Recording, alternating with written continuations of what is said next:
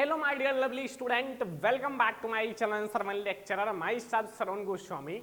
आज का ये वीडियो सबसे ज़्यादा इंपॉर्टेंट है। हमारे जितने भी प्यारे प्यारे स्टूडेंट हैं क्लास 10th की तैयारी कर रहे हैं उनके लिए ये वीडियो बहुत ज़्यादा इंपॉर्टेंट है, क्योंकि इस वीडियो में हम लोग जो आप लोगों का क्लास 10 सोशल साइंस है ना, उसके 30 सबसे महत्वपूर्ण लघु उत्तरीय प्रश्न को देखेंगे जो बोर्ड एग्जाम 2024 में 99% या 100% जरूर आएगा। तो आज की इस वीडियो को लास्ट तक जरूर देखना, क्योंकि अगर आपने ये 30 प्रश्न कंप्लीट कर लिए, जो 30 क्वेश्चंस आज के इस वीडियो में मैं आप लोगों को बताने वाला हूं, ठीक है, बस यही 30 क्वेश्चंस अगर आपने कंप्लीट कर लिए ना, तो सोशल साइंस में आपको 95/100 लाने से कोई नहीं रोक सकता, यानी कि 95 मार्क्स लाने से कोई नहीं रोक सकता, क्योंकि ये वीडियो सबसे ज्यादा इंपॉर्टेंट है। और ये जो क्वेश्चंस है, अगर आपको टॉपर बनना है तो सारे तैयार कर लेना है, ठीक है, बहुत ज्यादा इंपॉर्टेंट क्वेश्चन है। तो इस वीडियो को लाइक शेयर एंड सब्सक्राइब जरूर कर देना, अगर चैनल पर नया तो सब्सक्राइब भी कर लेना। तो माय डियर स्टूडेंट, आपका जो सामाजिक विज्ञान है उसमें कितने पार्ट्स हैं? 4 पार्ट्स, ठीक है। पहले आपको इतिहास मिलेगा, दूसरा आपको भूगोल मिलेगा, तीसरा आपको नागरिक शास्त्र एंड चौथा आपको क्या मिलेगा? अर्थशास्त्र, ठीक है। अब इन चारों पार्ट्स में से मैंने सारे इंपॉर्टेंट लघु उत्तरीय प्रश्न लिया है, और वो 30 क्वेश्चन हैं जो आपको पढ़ लेना है। ये बहुत ज़्यादा मेहनत से वीडियो बनाया गया है, ठीक है, क्योंकि ये वो क्वेश्चंस हैं जो बोर्ड एग्जाम के टॉपर तैयार करके बोर्ड एग्जाम में पेपर देने जाते हैं। तो जरूर तैयार कर लेना। हम लोग एक एक क्वेश्चन को शुरुआत करते हैं। पहला नंबर प्रश्न है यूरोप में राष्ट्रवाद का उदय, चैप्टर जो हमारा पहला नंबर चैप्टर है उससे। इसमें डायरेक्टली पूछ रहा है कि जो यूरोप में राष्ट्रवाद के विकास में संस्कृति का क्या योगदान है। जो हमारा यूरोप में राष्ट्रवाद का विकास हुआ था, यूरोप में राष्ट्रवाद का उदय हुआ था, उसमें जो संस्कृति है, कल्चर है, उसका क्या योगदान है। क्वेश्चंस आपको आपके बुक में मिल जाएगा, आपके गाइड में मिल जाएगा, आपके क्वेश्चंस बैंक में मिल जाएगा, हर एक जगह आपको ये क्वेश्चन मिल जाएगा, ठीक है। तो आपको बताना है कि जो यूरोप में राष्ट्रवाद हुआ था उसमें जो संस्कृति है उसका क्या योगदान है। या फिर आपसे यही क्वेश्चंस पूछ सकता है, देखो बहुत ज्यादा मेहनत किया है मैंने, आपको क्वेश्चंस के टाइप भी बताए हैं कैसे पूछ सकता है। पूरे यूट्यूब पर आपको कोई नहीं बताएगा, क्योंकि हम आप लोगों से बहुत ज़्यादा प्यार करते हैं और हम आप लोगों को टॉपर बनाना चाहते हैं, इसलिए मैं आपको सारी चीज़ें बताता हूँ। यूरोप में राष्ट्रवाद के विकास में संस्कृति का योगदान को दर्शाने के लिए 3 उदाहरण दीजिए। आपको 3 उदाहरण देना है कि हमारा जो यूरोप में राष्ट्रवाद हुआ था उसमें संस्कृति का क्या योगदान है। तो ये क्वेश्चन आपको 2 टाइप से पूछ सकता है, दोनों टाइप मैंने आपको बता दिया है, और अलग टाइप से नहीं आएगा। अगर आएगा तो इन्हीं 2 टाइप से आएगा, ठीक है। तो ये पहला क्वेश्चन है। दूसरा क्वेश्चन आप लोग देखो, इसका आंसर कहां मिलेगा अभी मैं आपको वीडियो के बीच में बता दूंगा, लेकिन अभी आप ये क्वेश्चन नोट कर लेना, तैयार करना। देखो क्वेश्चन नंबर 2 है, जर्मन एकीकरण की प्रक्रिया का संक्षेप में पता लगाओ। माय डियर स्टूडेंट, मैंने आपको जर्मनी का एकीकरण जब यूरोप में राष्ट्रवाद चैप्टर पढ़ाया था ना, अभी जस्ट मैंने पढ़ाया है, कुछ दिन हुआ है, तो उसमें बताया था। अगर आपको नहीं आता तो देख लेना, थोड़ा सा मेहनत कर लेना, क्योंकि मैं आप लोगों को पढ़ाऊंगा अभी आगे चलकर, इन सबको पढ़ाने वाला हूं, लेकिन थोड़ा मेहनत आपको भी करना पड़ेगा, ठीक है। तो ये हमारा जर्मनी के एकीकरण की प्रक्रिया का संक्षेप में पता लगाना है, या फिर जर्मनी का एकीकरण कब और कैसे हुआ। आखिर हमारा जो जर्मनी का एकीकरण है वो कब और कैसे हुआ था, वेरी इंपॉर्टेंट क्वेश्चन है। और इसीलिए मैं आप लोगों से इतना रिक्वेस्ट कर रहा हूं कि मेरे दोस्त या मेरे स्टूडेंट या मेरे प्यारे प्यारे लवली लवली स्टूडेंट, इन सारे क्वेश्चंस को तैयार कर लेना, क्योंकि आप हमारे फ्रेंड हो, आप हमारे स्टूडेंट हो। तो बेस्ट ऑफ लक, तैयार कर लेना, ठीक है। तो कल तो है भैया 15 अगस्त, यानी कि बहुत ज़्यादा इंपॉर्टेंट दिन। तो उस दिन आप लोगों के लिए बड़ा ऑफर भी आने वाला है, 50% ऑफ का ऑफर, साथ में एंजॉय करोगे आप लोग। हमें भी याद कर लेना, अगर सर साथ में होते तो और मजा आता। देखो डरना मत, हम भी भाई एंजॉय करते हैं, ठीक है। हम अपनी तरफ, जो हमारी तरफ वजीरगंज साइड में, गोंडा के साइड में स्कूल है, वहाँ जाएंगे और हम भी थोड़ा सा एंजॉय करेंगे, ठीक है। तो ये हमारा है जर्मनी का एकीकरण और फिर हमारा जर्मन का एकीकरण, ठीक है। तो ये हमारा क्वेश्चन नंबर 2 है। क्वेश्चन नंबर 3 हम लोग समझते हैं। क्वेश्चन नंबर 3 समझो, इसमें क्या कह रहा है कि मारियोन जर्मेनिया कौन था। जो मारियोन है और जर्मेनिया है वो कौन थे, और आपको बताना है जिस तरह उन्होंने चित्रित किया गया उनका क्या महत्व है। जिस तरह मारियोन और जर्मेनिया को चित्रित किया गया है, मारियोन और जर्मेनिया 2 थे। जर्मेनिया तो जर्मन से, मारियोन हमारे फ्रांस से थे, ठीक है। अब उनको जिस तरह से चित्रित किया गया है, जिस तरह से उनके महत्व को दर्शाया गया है, भाई क्यों दर्शाया गया है, कुछ उसके बारे में बताओ, ठीक है। जैसे गांधी जी के बारे में आप बताओ, क्यों इतना आंदोलन किया, क्यों उनको नोटों पर छापा गया है, तो ये हमारा बहुत ज्यादा इंपॉर्टेंट क्वेश्चन है बच्चों, बहुत ज्यादा इंपॉर्टेंट क्वेश्चन मारियो तथा जर्मेनिया। 4 नंबर क्वेश्चन पे आते हैं। 4 नंबर क्वेश्चन आप लोग ध्यान देना, लिखा हुआ इटली के एकीकरण पर प्रकाश डालिए। जो इटली का एकीकरण हुआ था उस पर प्रकाश डालना है। भाई इटली का एकीकरण मैंने पढ़ा रखा है, देख लेना, एक एक पॉइंट को अच्छे से, एक एक पॉइंट को लिख कर अच्छे से पढ़ाया है, ठीक है। एंड इटली के एकीकरण की प्रक्रिया का वर्णन कीजिए। जो इटली के एकीकरण का प्रक्रिया हुआ था उसका वर्णन करना, यही क्वेश्चन को या लगाकर इस टाइप से पूछ सकता है। 2 टाइप से क्वेश्चन आ सकते हैं, ठीक है। क्वेश्चन नंबर 4 जो हमारा इटली का एकीकरण है, ठीक है। अगला क्वेश्चन आ जाओ, क्वेश्चन नंबर 5 देखते हैं, यहां आ जाओ। देखो 5, भारत में लोगों द्वारा जो रॉलेट एक्ट का किस प्रकार विरोध किया गया और उदाहरण सहित स्पष्ट कीजिए। रॉलेट एक्ट कानून है जिसके विरोध में जलियांवाला बाग हत्याकांड हुआ था, बहुत ज्यादा इंपॉर्टेंट है। भारत में राष्ट्रवाद चैप्टर से ध्यान रखना, जो हमारा भारत में राष्ट्रवाद 2 नंबर चैप्टर है उससे है कि रॉलेट एक्ट जो कानून है वो क्या है, बहुत ज्यादा आसान है। देखो रॉलेट एक्ट का मतलब है कि अंग्रेजों ने भारत के लोगों पर एक ऐसा कानून चलाया था जिनको बिना मुकदमे की शंका के आधार पर गिरफ्तार कर 2 साल के लिए जेल में बंद किया जाता था, और वही विरोध किया गया। भाई अगर किसी पर शंका हो उनको डायरेक्टली 2 साल के लिए जेल में बंद कर दो, गलत तो कानून है ही ये, तो इसीलिए इनका विरोध भी किया गया। इनका आपको बताना है विरोध किया गया, उदाहरण सहित स्पष्ट करना है, तो बहुत ज्यादा आसान है हमारा क्वेश्चन नंबर 5। अब हम लोग देखते हैं क्वेश्चन नंबर 6। स्टूडेंट अब हम लोग चलते हैं क्वेश्चन नंबर 6 पर, ठीक है। क्वेश्चन नंबर 5 तक समझ में आया, क्वेश्चन नंबर 6 देखो क्वेश्चन नंबर 6 में क्या है कि जो हमारा सत्याग्रह आंदोलन पर महत्व आपको बताना है। सत्याग्रह आंदोलन महात्मा गांधी जी का आंदोलन है। सत्य का मतलब होता है सत्य और ग्रह का मतलब होता है आग्रह होना प्लस आग्रह, सत्य की तरफ आग्रह होना। हमेशा सत्य बोलो और सत्य की ही जीत होती है। अगर आप सत्य हो तो आपकी ही जीत होगी, ठीक है, कभी भी गलत की जीत नहीं होती है। अगर पहले हो जाएगा तो लास्ट में सत्य की ही जीत होगी अंततः। तो सत्याग्रह का मतलब यही है, सत्य की तरफ आग्रह होना, सत्य बोलो, सत्य के न्याय को, सत्य के विरोध पे चलो, मतलब सत्य का विरोध ना करो, ठीक है, असत्य का विरोध करो, ठीक है। तो ये सब सत्याग्रह है। तो मतलब आपको समझा देना है क्वेश्चन नंबर 6 में। क्वेश्चन नंबर 7, 1919 की महामंडी का भारत पर क्या प्रभाव पड़ा। हमारा जो 3रा नंबर चैप्टर है भूमंडली के विश्व का बनना, उस चैप्टर से महामंडी का टॉपिक आपको 3रे नंबर चैप्टर में मिलेगा, ठीक है।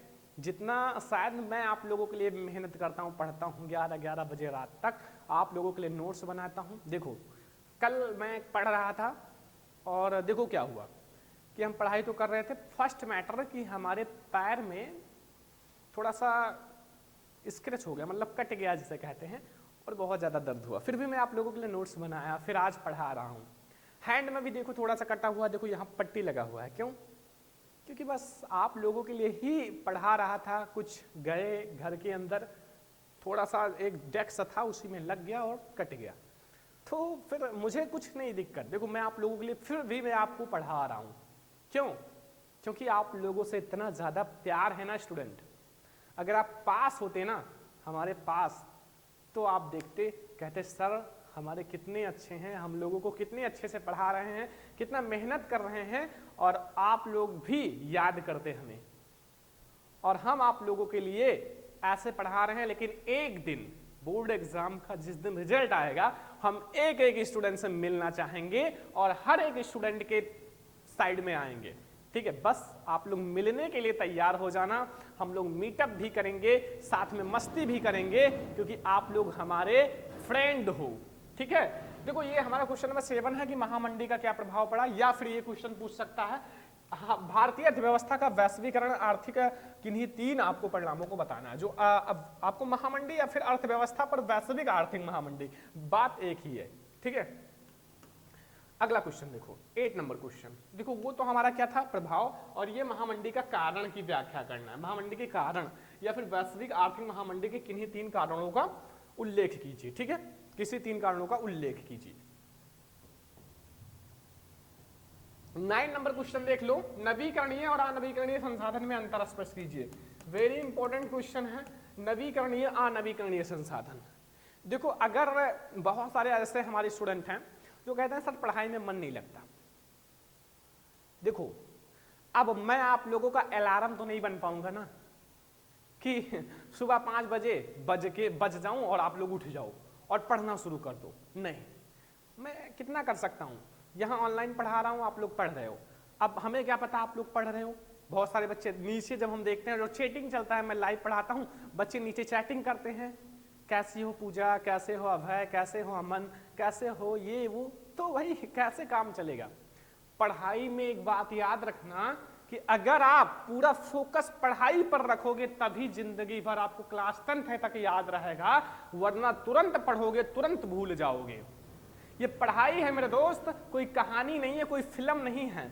फिल्म तो तुरंत याद हो जाएगा, लेकिन पढ़ाई जल्दी नहीं याद होता, क्योंकि जो चीज कठिनाई से मिलता है उसका बहुत बड़ा आपका नाम भी करता है। ठीक है, अब मैं अलार्म नहीं बन पाऊंगा, और अगर आपके अंदर जुनून है तो अपने माता पिता के चेहरे को देखो और देखो वो कितना मेहनत करके आपको पढ़ा रहे हैं, फिर आपके अंदर एक ऐसा आग उत्पन्न होगा, एक ऐसा मोटिवेशन आएगा जो किसी वीडियो को देखकर मोटिवेशन नहीं आएगा। खुद को देखो मोटिवेशन आ जाएगा। ठीक है, अपने माता पिता के चेहरे को देखो मोटिवेशन मिल जाएगा। तो ये हमारा है क्वेश्चन नंबर 9। क्वेश्चन नंबर 10 देखो, मृदा अपरदन पर एक संक्षिप्त टिप्पणी लिखिए। मृदा अपरदन पर एक संक्षिप्त टिप्पणी लिखना है, बहुत ज्यादा इंपॉर्टेंट क्वेश्चन है मृदा अपरदन का टॉपिक बोर्ड एग्जाम के लिए। क्वेश्चन नंबर 10 आपके बोर्ड एग्जाम के लिए इंपॉर्टेंट है, सारे भूगोल के हैं। ठीक है, भूगोल के इंपॉर्टेंट क्वेश्चन। तो अब हम लोग देखते हैं क्वेश्चन नंबर 11 पे आ जाओ। देखो बहुत ज्यादा इंपॉर्टेंट क्वेश्चन है आपके बोर्ड एग्जाम के लिए कि 3 राज्यों के नाम बताइए जहां काली मृदा पाई जाती है, इनमें मुख्य रूप से कौन सी फसल उगाई जाती है। भाई 3 राज्यों के नाम बताना है जहां काली मृदा पाई जाती है। वेरी इंपॉर्टेंट क्वेश्चन है बच्चों लघु उत्तरीय प्रश्न के लिए। अब 3 ऐसे राज्य का नाम बताना है जहां काली मृदा पाई जाती है, साथ में आपको मुख्य रूप से इस पे कपास की फसल उगाई जाती है, क्योंकि कपास की जो फसल होती है और काली मृदा को हम लोग काली कपास की मृदा भी कहते हैं। ठीक है, तो क्वेश्चन नंबर 11 समझ में आ गया। 12 नंबर क्वेश्चन पे आ जाओ स्टूडेंट। 12 नंबर कि जैव और अजैव संसाधन क्या होते हैं और कुछ उदाहरण के साथ समझाइए। जैव मतलब जिसमें जीव होते हैं, अजैव मतलब जिसमें जीव नहीं होते हैं। तो जैव और अजैव संसाधन दोनों इंपॉर्टेंट है बोर्ड एग्जाम के लिए। सामाजिक विज्ञान के भूगोल का टॉपिक है क्वेश्चन नंबर 12 और वेरी इंपॉर्टेंट है। 12 नंबर क्वेश्चन जरूर तैयार कर लेना, बोर्ड एग्जाम में टॉपर बनना है। तो 13 नंबर क्वेश्चन पे आ जाओ, बहुत ज्यादा इंपॉर्टेंट। जैव विविधता क्या है और मानव जीवन में इसके इकाई का क्या महत्व है, यानी कि इसकी जो महत्वता को बताना है जो जैव विविधता है।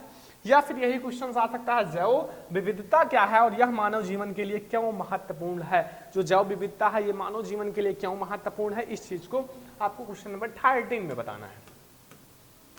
14 नंबर क्वेश्चन देखो बहुत ज्यादा इंपॉर्टेंट है, जो कि आपको फ्यूचर में देखने को मिलेगा कि जल दुर्बलता का मतलब जल की कमी क्या है और इसके मुख्य कारण क्या है। या फिर ये क्वेश्चन पूछ सकता है जल दुर्बलता क्या है, इसके 3 मुख्य कारण बताना है। 3 मुख्य कारण बताओ आखिर जल की दुर्बलता क्यों है। ठीक है, क्वेश्चन नंबर 14। क्वेश्चन नंबर 15 पे आ जाओ। अब ये बहुत ज्यादा इंपॉर्टेंट क्वेश्चन है बच्चों। बहुउद्देशीय नदी घाटी परियोजना से होने वाले लाभ और हानि के बारे में बताना है, बहुत ज्यादा इंपॉर्टेंट क्वेश्चन है। तो बहुउद्देशीय नदी घाटी परियोजना के लाभ और हानि के बारे में आपको इसमें बताना है। ठीक है, तो ये हमारा है 15 नंबर क्वेश्चन, बहुत ज्यादा इंपॉर्टेंट। अब हम लोग देखते हैं 16 नंबर क्वेश्चन। 16 नंबर टॉपिक जो बोर्ड एग्जाम के लिए वेरी इंपॉर्टेंट है, क्योंकि हमें बोर्ड एग्जाम में धुआं करके आना है, एक भी क्वेश्चन छोड़ के नहीं आना है। क्योंकि आप किसके स्टूडेंट हो, सरवन लेक्चरर के, और सरवन लेक्चरर नाम नहीं ब्रांड है, ब्रांड। और आप लोगों को मैं ब्रांड बना दूंगा। आप लोगों को यहाँ जब बैनर लगे ना पोस्टर कि हमारे सरवन लेक्चरर चैनल से पढ़कर ये topper Abhay Tiwari, Ajay Singh and Priya Singh and बहुत सारे नाम रहेंगे। ठीक है, अमन, बहुत सारे नाम जब रहेंगे ना तो बहुत ज्यादा मजा आएगा। और आप लोगों का डेली वीडियो में नाम लिया जाएगा तो आप लोगों को भी मजा आएगा। सच बताना, मजा आएगा नहीं, मजा आएगा। देखो क्वेश्चन नंबर 16 है बच्चों। क्वेश्चन नंबर 16 एक क्वेश्चन को ध्यान से समझ लेना। ठीक है, भारतीय अर्थव्यवस्था में कृषि का क्या महत्व है। किसी अर्थव्यवस्था, जो किसी अर्थव्यवस्था में कृषि का महत्व होता है। तो ये या नंबर देखो, या लगा हुआ है, जो क्वेश्चन 2 टाइप से आ सकते हैं। 17 नंबर क्वेश्चन है, चावल धान की खेती के लिए उपयुक्त परिस्थितियों का वर्णन कीजिए। जो चावल है, जो इसको धान कहते हैं, उसकी खेती के लिए उपयुक्त परिस्थितियों का वर्णन कीजिए। 18 नंबर क्वेश्चन आ जाओ, ये थोड़ा सा ध्यान से समझना। 18 नंबर आता है, निम्न में अंतर स्पष्ट कीजिए 30 शब्दों में। देखो पहला, लौह और अलौह खनिज। ठीक है, इस क्वेश्चन को आपको लौह और अलौह मतलब जो लोहा होता है और अलौह, तो अलौह खनिज से आप क्या समझते हैं, कोई 2 उदाहरण दीजिए। ठीक है, ये 2 टाइप से आ सकता है। और अलग से ये आएगा परंपरागत तथा गैर परंपरागत ऊर्जा स्रोत। बहुत ज्यादा इंपॉर्टेंट है, बस आप लोग लघु उत्तरीय में ये क्वेश्चन तैयार कर लेना। सोशल साइंस खत्म, टाटा बाय बाय, फिनिश, ठीक है, क्योंकि जितना मैं आपको बता रहा हूँ वो बिल्कुल सॉलिड है, ठीक है, क्योंकि सॉलिड बॉडी है ना, तो याद रखना। 19 नंबर है कि हमें खनिज के संरक्षण क्यों आवश्यकता है। भाई हमें खनिज का संरक्षण क्यों करना चाहिए? भाई खनिज का संरक्षण नहीं करोगे तो खनिज खत्म हो जाएगा, और खनिज को बचा कर रखो क्योंकि आगे बहुत ज़्यादा काम आएगा, ठीक है। अब जितने स्टूडेंट पढ़ाई कर रहे हैं, जो टॉपर बनेंगे, उनको हमारे साथ डांस भी करना पड़ेगा, क्योंकि हम डांस करते हैं, हमें बहुत अच्छा लगता है। और कमेंट कर दो कितने स्टूडेंट को डांस आता है, कितने लड़के हैं, कितने स्टूडेंट हैं जिनको डांस आता है, कमेंट करो फटाफट, बहुत मज़ा आएगा। साथ में डांस जब करेंगे ना तो फिर बहुत मज़ा आएगा, ठीक है, क्योंकि हमें बहुत अच्छा लगता है। 19 नंबर क्वेश्चन हो गया। 20 नंबर क्वेश्चन आ जाओ बच्चों। ऊर्जा के परंपरागत स्रोत किसे कहते हैं? भारत में जो ऊर्जा, तेल के 2 क्षेत्र का नाम बताना है, 2 क्षेत्र का नाम जो हमें खनिज तेल देते हैं, ठीक है। 21 नंबर क्वेश्चन बहुत ज्यादा इंपॉर्टेंट है, भारत की सड़कों का बहुत ज्यादा इंपॉर्टेंट, कि सड़क परिवहन के 3 गुण बताना है। जो सड़क परिवहन है उनके 3 गुण बताने हैं, या फिर सड़क परिवहन के कोई 3 लाभ बताना है। जो सड़क परिवहन है उनके कोई 3 लाभ बताओ या गुण बताओ, कुछ भी बताओ यार, बताओ जरूर। तो 21 नंबर क्वेश्चन समझ में आ गया। 22 नंबर क्वेश्चन पे आ जाओ। यहाँ संघवाद क्या है, इनके प्रमुख विशेषताएं लिखिए। जो हमारा संघवाद है वो क्या है, संघवाद क्या है और उनकी प्रमुख विशेषताएं क्या हैं, जो उनकी विशेषताएं हैं, ठीक है, वो आपको बताना है। 22 नंबर में बहुत ज्यादा इंपॉर्टेंट है, नागरिक शास्त्र का क्वेश्चन, संघवाद चैप्टर से है और क्या। 23 नंबर क्वेश्चन देखो, 1992 के संविधान संशोधन से पहले और बाद के स्थानीय शासन के 2 महत्वपूर्ण अंतर बताइए। आपको ये सारे क्वेश्चंस मिल जाएंगे जब आप लोग पढ़ोगे चैप्टर्स, तो मिल जाएंगे। अभी आप लोग नोट बना लेना कि बाद में जब मैं आपको पढ़ाऊं, अभी आपको बताऊंगा इसका आंसर कहाँ मिलेगा, सारे स्टूडेंट देखना। भारत की विधायिकाओं में महिलाओं के प्रतिनिधित्व की स्थिति क्या है? जो भारत की विधायिकाओं में महिलाओं के प्रतिनिधित्व की स्थिति क्या है, ठीक है, वेरी इंपॉर्टेंट है बच्चों, तो आप लोग जरूर तैयार करना, ठीक है। अब हम लोग 25 नंबर क्वेश्चन देखते हैं। 25 नंबर, यहां ध्यान से देखो, भारतीय लोकतंत्र की कोई 3 विशेषताएं लिखिए। जो भारतीय लोकतंत्र है उसकी कोई 3 विशेषताएं लिखनी है, हमारा क्वेश्चन नंबर 25। इसका आंसर कैसे मिलेगा, कहां मिलेगा, तो मैं आपको बता देता हूं। सबसे पहले देखो, मैं आप लोगों को यूट्यूब पर भी आंसर प्रोवाइड कर दूंगा, बट वो मैं आपको 2-2 क्वेश्चन 3-3 क्वेश्चन करके प्रोवाइड करूंगा।